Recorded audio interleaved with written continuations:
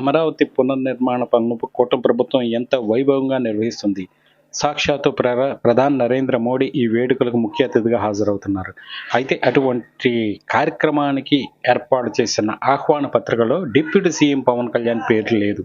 దీంతో జన సైనికులు ఆగ్రహంతో ఊగిపోయారు.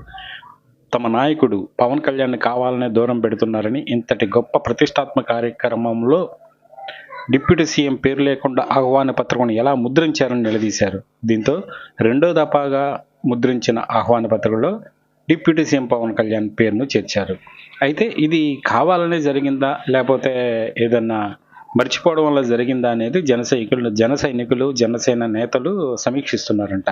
ఎందుకంటే ఆ చరిత్రలో నిలిచిపోయే అమరావతి పునర్నిర్మాణ పనులకు, అందుకే ప్రధాని మోడీ హాజరయ్యే పనులకు పవన్ కళ్యాణ్ పేరు అంటే సీఎం చంద్రబాబు నాయుడు, ముందుగా మోడీ, తర్వాత చంద్రబాబు నాయుడు గారు, తర్వాత పవన్ కళ్యాణ్ పేరు అనేది ప్రోటోకాల్ ప్రకారమే వస్తుంది. అలాంటి కార్యక్రమానికి పవన్ కళ్యాణ్ పేరును మిస్ చేయడం ఏంటని సమీక్షిస్తున్నారు. అయితే మర్చిపోతే ఓకే, కానీ కావాలని దూరం పెడుతున్నారా అనే అనుమానాలు కూడా వస్తున్నాయంట.